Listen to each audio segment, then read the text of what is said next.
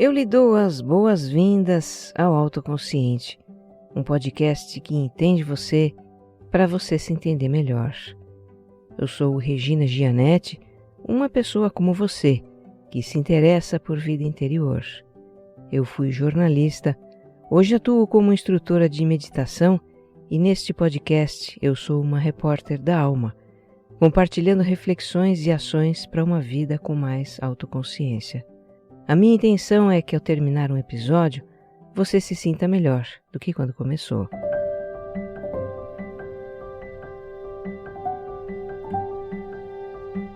O autoconsciente é mais do que um conteúdo, é uma experiência. Para você que está conhecendo agora, escute o episódio 0 em que eu apresento a proposta desse podcast. O autoconsciente é quinzenal, tem sempre um episódio novo em domingos alternados. E é também um podcast serial, ele tem uma sequência em que os temas vão se aprofundando.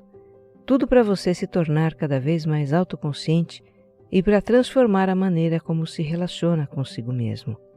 Tem gente que diz até que esse podcast vale por uma terapia.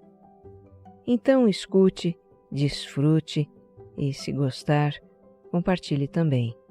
O que faz bem para você pode fazer para muito mais gente.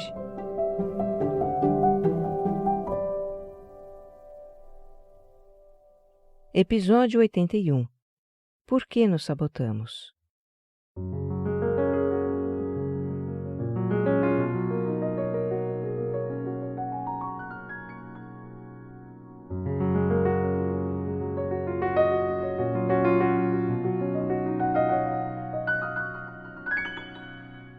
Pouco depois que eu postei nas redes sociais o convite para as pessoas compartilharem sobre autossabotagem, apareceram 2 comentários muito bem-humorados.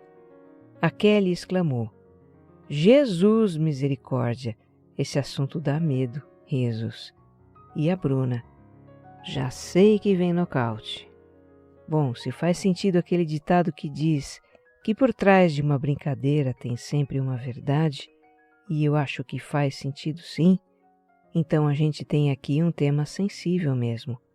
Um tema que nos chama a olhar para certos medos, para áreas de desconforto da nossa vida, para atitudes que a gente se culpa e se critica por ter. Borboletas se agitam no estômago quando a gente se depara com certos temas, né? Mas olha, você que acompanha esse podcast já sabe que aqui nós olhamos para esses aspectos de nós mesmos com honestidade, com uma intenção de compreensão e sem julgamento. Pois é assim que nós vamos falar de autossabotagem. Não para você sentir culpa, mas, quem sabe, sentir algum alívio por saber que não é a única pessoa sobre a face da Terra que se sabota, e também entender um pouco mais sobre esse comportamento tão humano. E para deixar você muito à vontade aqui, eu vou ser a primeira a compartilhar sobre como me saboto. Mas vamos começar com uma definição. Autossabotagem é agir contra nós mesmos, é ter atitudes que nos prejudicam. Por exemplo, a gente deseja algo ou precisa fazer algo, mas tem atitudes que vão na contramão daquilo, inviabilizam, impedem aquilo. Outro exemplo. A gente sabe que não deve fazer determinada coisa, mas acaba fazendo mesmo assim. O que a autossabotagem gera? Insatisfação, culpa, autocrítica. Um conflito interior que nos faz sentir mal conosco mesmos. E por que fazemos isso? Porque temos atitudes que prejudicam a nós mesmos. Por que nos sabotamos? Como nós vamos ver, são vários os motivos. Deixa eu começar então com um caso meu. Sabe com o que às vezes eu me pego me sabotando? Com o trabalho de escrever um episódio. Pois é. O que acontece é que conforme o autoconsciente começou a crescer, se tornou um veículo de comunicação da Rede B9, um dos podcasts mais ouvidos do Brasil, ano passado foi premiado, enfim. Ao longo desse processo, eu comecei a ouvir dentro de mim aquela voz da autocobrança me dizendo: não posso deixar a peteca cair, preciso manter a audiência crescente, fazer episódios cada vez melhores, coisas assim, típicas do perfeccionismo de todos nós. Então, quando eu tenho um tema mais elaborado para desenvolver, vem a voz da autocobrança me dizer que eu não posso deixar a peteca cair. E isso me dá uma brochada, sabe assim? Então eu fico meio inquieta, de repente me pego arrumando outras coisas para fazer enquanto não bate a inspiração. Porque eu quero fazer um episódio tão incrível que tem que estar inspirada, né?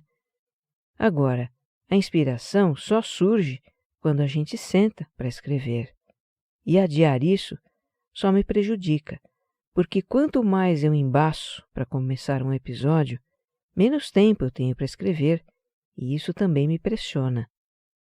Com a atitude de procrastinar, eu estou tentando evitar de me ver com dificuldade para escrever.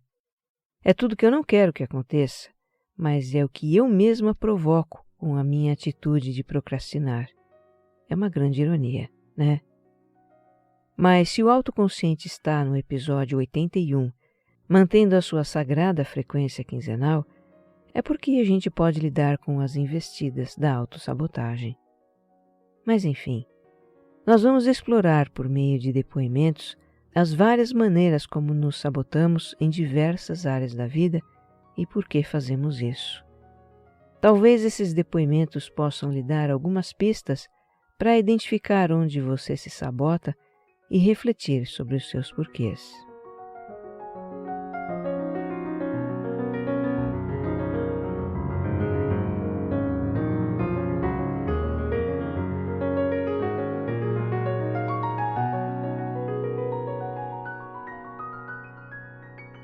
Já que eu iniciei esse assunto com a minha história, vamos em frente com ele.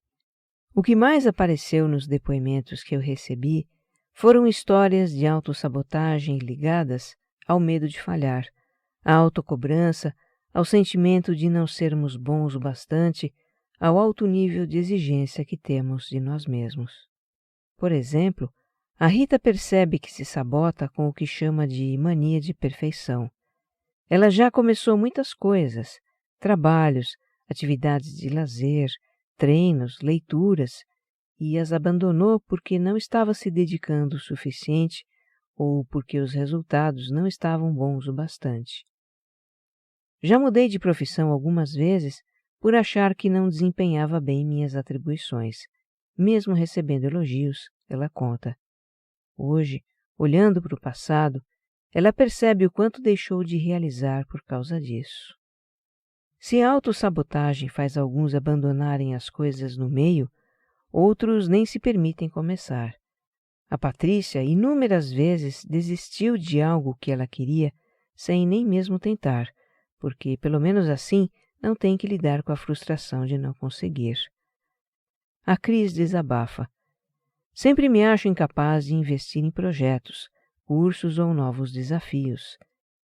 Ela se sabota com questionamentos se aquele é o momento ou o projeto certo e acaba não fazendo nada. Já a Juliana não tem dúvidas do que é importante para ela e mesmo assim se sabota. Você sabe qual é o seu caminho, mas o medo de fracassar te paralisa, ela explica. E não é só o medo do fracasso, tem também o medo do sonho dar certo e ela não dar conta. E como ela se sabota? Se distraindo com outras coisas, saindo do foco e acaba não fazendo o que tem que fazer. O Bob observa que a autossabotagem tem tudo a ver com a sua cruel voz da autocrítica, que o coloca para baixo, e aí ele se esquece dos seus méritos, das suas conquistas, das suas capacidades. Então, ou ele paralisa e não faz o que precisa fazer, ou fica remoendo questões insolúveis que consomem tempo e energia.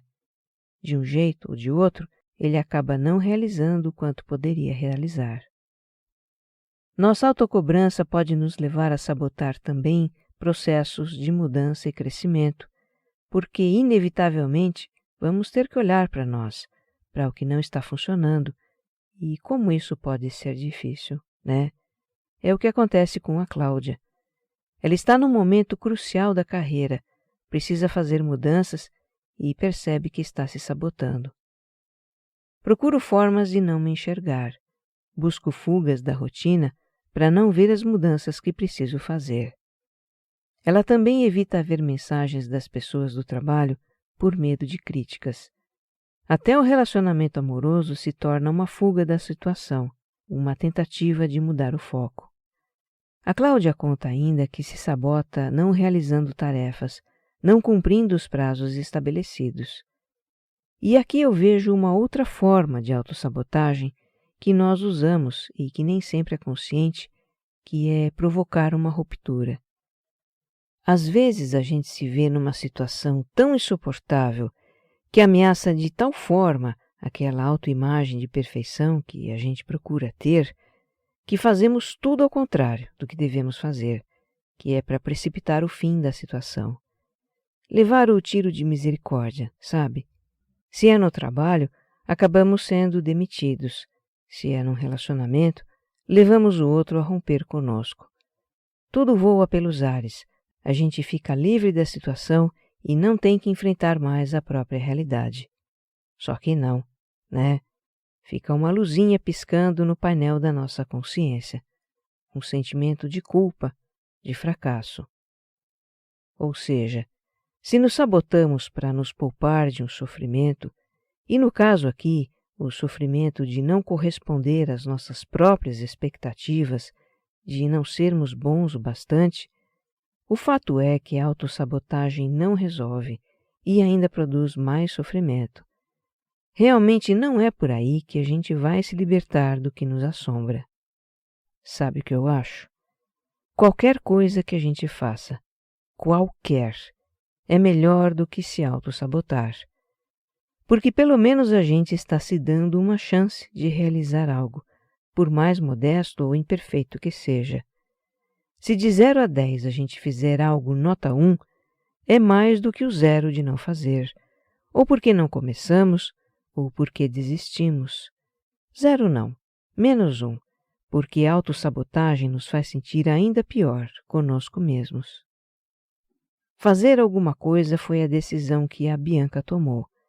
Ela resolveu participar de um curso imersivo de 3 dias, muito importante para o seu desenvolvimento. Ela conta: mas como sempre os pensamentos sabotadores estão bombardeando a minha mente. Você não precisa, é muito caro. E as crianças ficam com quem? Ah, deixa para outro momento. A ansiedade está num nível de deixar a barriga gelada, coração acelerado e o choro entalado na garganta. Tudo sempre foi assim na minha vida, sempre. E este ano decidi que eu preciso acabar com isso. Vou com medo mesmo.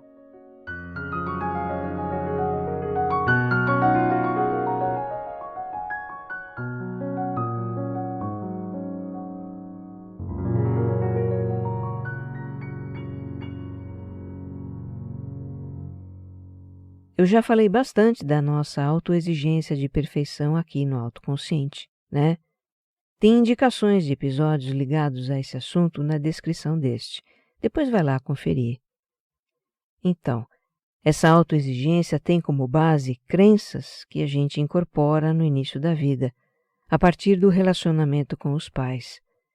Crenças que são diariamente reforçadas por outros relacionamentos e contextos da existência, porque elas estão aí, no mundo. Crenças do tipo: eu tenho que ser perfeito para gostarem de mim, eu preciso ter sucesso para ser valorizado, por exemplo. A crença de que precisamos ser perfeitos pode nos levar a atitudes autossabotadoras, como conversamos até aqui. E além dessa, que é tão central na nossa vida, temos outras crenças limitantes que podem também nos levar a atitudes várias de autossabotagem. Alguns ouvintes têm clareza disso e compartilham com a gente as suas histórias. A Patrícia, por exemplo, herdou da família a crença de que se existe 1% de chance de algo dar errado, esse 1% vai acontecer com ela. Na minha vida profissional, embora eu me sinta quase sempre realizada, me peguei direto evitando desafios, pois antes de tentar já sabia que ia dar errado. Para que tentar um mestrado se não vou passar? por que arriscar determinado trabalho se eu posso não gostar? Sempre que tenho alguma ideia que considero boa, já penso nos problemas que ela pode ter, nas dificuldades que terei que enfrentar, nos riscos, no julgamento dos outros. Me convenço de que não é uma ideia tão boa e acabo desistindo, ela conta. É muito evidente a relação entre a crença de que tudo vai dar errado e atitudes sabotadoras, não é? A Eduarda tem uma crença limitante de insuficiência. Ela cresceu ouvindo em casa comentários do tipo: "Não sei para que prestar essa prova, você não vai passar."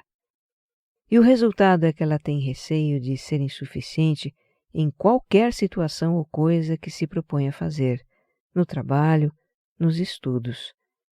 Chegou até a terminar um relacionamento que a fazia feliz por não se achar à altura do parceiro.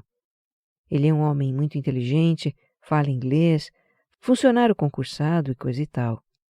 A Eduarda conta: "Continuo me autossabotando e infeliz por não viver aquilo que eu realmente desejo no meu coração." Ela diz que está sempre à espera de que lhe digam algo bom e, enquanto não disserem, continuará se sentindo insuficiente. O Val se vê regido por uma crença limitante que ele chama de lei pessoal, que é: eu sou um fracasso. Ele sabe que é uma mentira pessoal, tanto que desenvolve muito bem tudo que lhe chega, empreende, inova, não tem problema algum.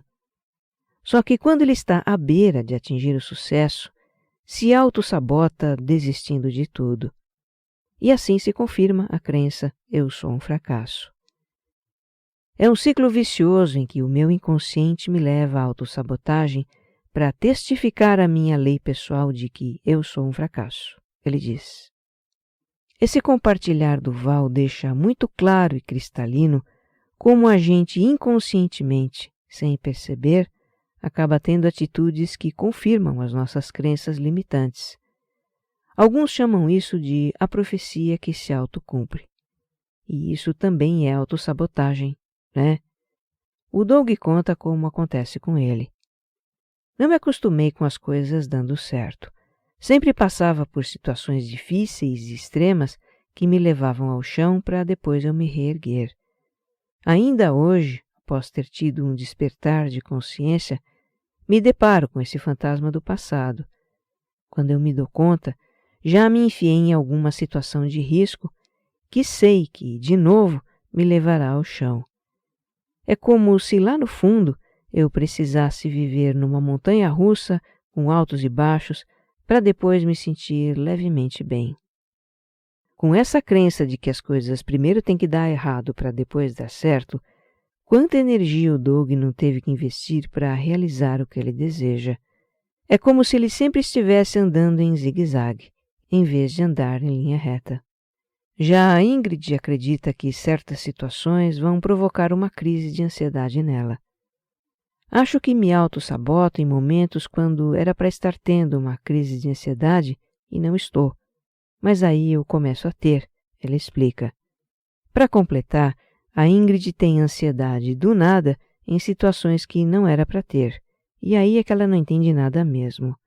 Diz que seu corpo parece estar sempre no automático e ela vive uma espiral de ansiedade. De fato, Ingrid, o nosso corpo tem processos automáticos e a reação de ansiedade é um deles. Ela é acionada por um gatilho, quer dizer, uma situação que é interpretada como ameaçadora pelo seu cérebro, que então dispara a reação de ansiedade. O que ocorre é que você ainda não está consciente das situações que funcionam como gatilhos e as reações a pegam de surpresa. Bom, se a gente se autossabota para confirmar crenças limitantes, precisamos trabalhar nessas crenças para acessar a autossabotagem. Mas dificilmente podemos fazer esse trabalho sozinhos. Precisamos de ajuda, de um psicólogo, de um terapeuta comportamental. Tem também treinamentos feitos em grupo que trabalham isso. Existem muitas linhas, muitas abordagens. Se você tem essa questão na sua vida, procure esse suporte.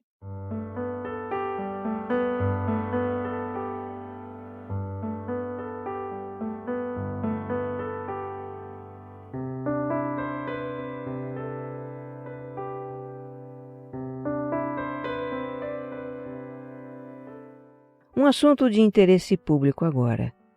Autossabotagem na dieta. Quem nunca, né? Tem aquela clássica autossabotagem de enfiar o pé na jaca no final de semana, jurar de pé junto que começa o regime na segunda e não passar de terça. A Sofia confessa que sabota a dieta toda sexta-feira, que se premia com guloseimas quando começa a academia. Ela gostaria de estar mais feliz com seu corpo, mas sente que não tem forças para fazer o que deve ser feito. O caso da Sofia ilustra bem um motivo muito comum para a autossabotagem na dieta, que é o conflito entre prazer e privação. Entre o prazer de comer o que a gente gosta e as privações de uma dieta, adivinha o que é mais forte, hein? Bom, enquanto a gente entender dieta como privação, vai ser uma parada dura mesmo. A dica é encarar dieta como o meio pelo qual a gente vai atingir um objetivo desejado e se motivar pelo objetivo. Essa questão precisa de um aprofundamento que você encontra em 2 episódios do Autoconsciente.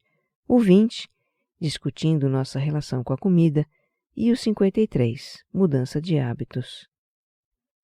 O que também nos leva a sabotar a dieta são pensamentos do tipo: não tenho força de vontade, não consigo, isso não funciona para mim.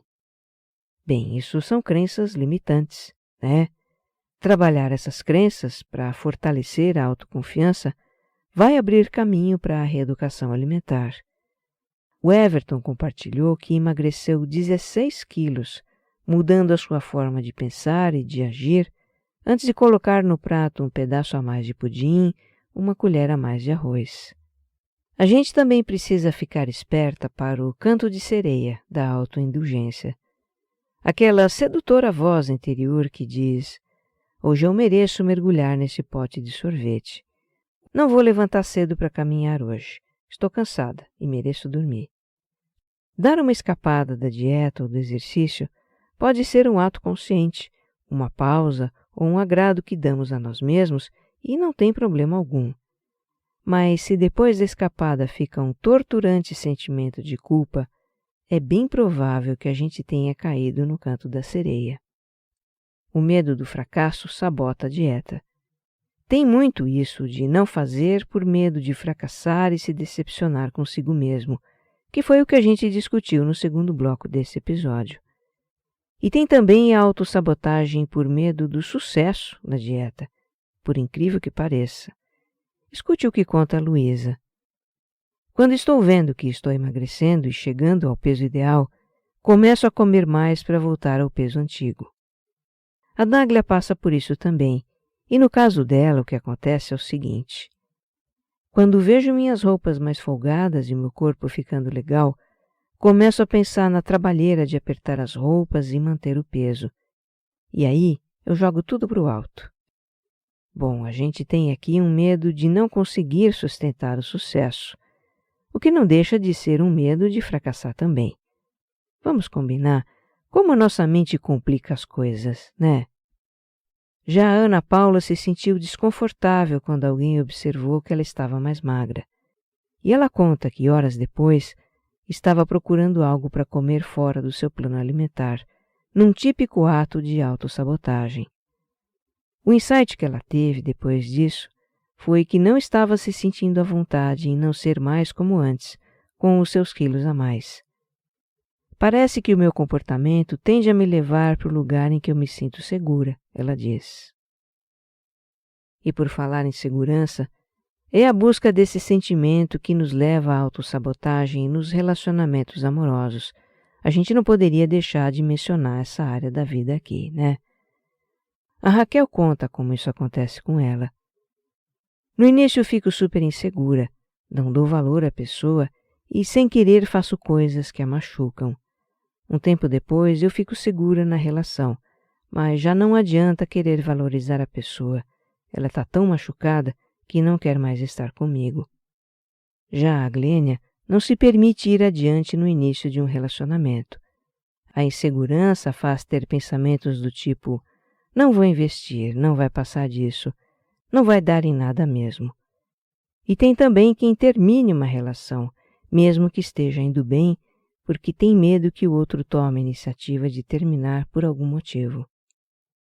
Esse é outro assunto que merece aprofundamento, e se você se identificou com essas situações, eu te convido a escutar ou reescutar os episódios 74 e 75 sobre relacionamento amoroso, que explicam as razões dos nossos temores e dificuldades nessa área da vida.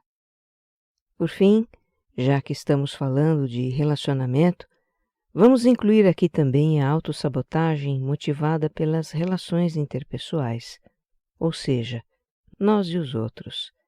Isso apareceu bastante também nos comentários. 2 depoimentos resumem bem essa questão.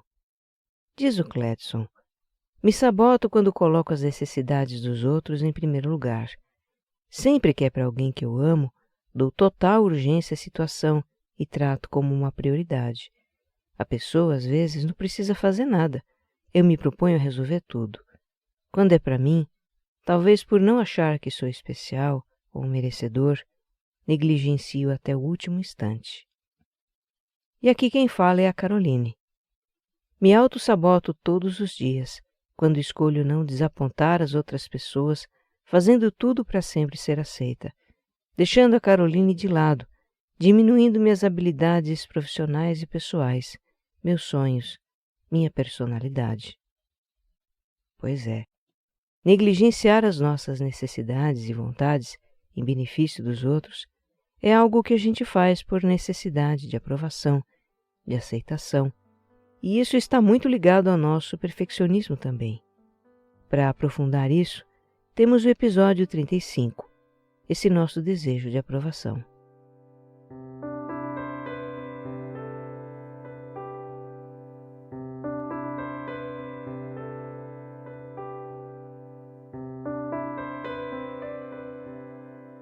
Eu reuni neste episódio as formas e os motivos de autossabotagem mais compartilhados por vocês, ouvintes. E é certo que existem outras, muitas outras nuances desse comportamento. Eu acredito que você tenha se identificado com várias situações que escutou aqui. Eu também me identifiquei. A autossabotagem é cheia de truques, não é? Como ela sabe ser convincente, sofisticada, às vezes tão sutil que a gente nem se dá conta dela. É como se fosse uma pessoa dentro de nós. A Jame conta como foi formalmente apresentada a sua sabotadora interior, em um retiro de silêncio e meditação vipassana, de 10 dias. Participar desse retiro foi escolha dela, que concordou com todas as regras, rotinas e restrições do programa. E dia após dia, se deu conta de como negociava consigo mesma não participar de atividades e burlar restrições. Ela diz: era mais fácil não seguir as regras e permanecer nas minhas zonas de conforto a encarar as limitações autoimpostas do meu corpo e da minha mente. Nesse retiro percebi claramente como negocio comigo mesma de muitas maneiras, me prejudicando. Esse insight reverbera em minha vida até hoje. Não deixei de me sabotar, mas essa experiência me ajudou a perceber a minha sabotadora interna e a acolhê-la. Quando estou muito resistente a alguma mudança ou quando arranjo desculpas para não fazer o que precisa ser feito, lembro dela e tenho uma oportunidade a mais de reflexão antes de simplesmente reagir fugindo. Quem sabe você também possa começar a encarar a autossabotagem como uma pessoa dentro de você.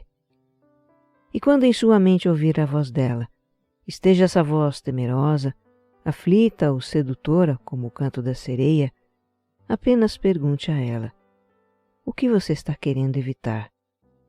E então essa voz irá lhe falar de uma crença, um medo, uma insegurança, um apego, uma resistência. Essa voz não é sua inimiga, é sua aliada e lhe mostra o que precisa ser trabalhado para o seu crescimento, sua realização. Que você esteja bem. Um abraço.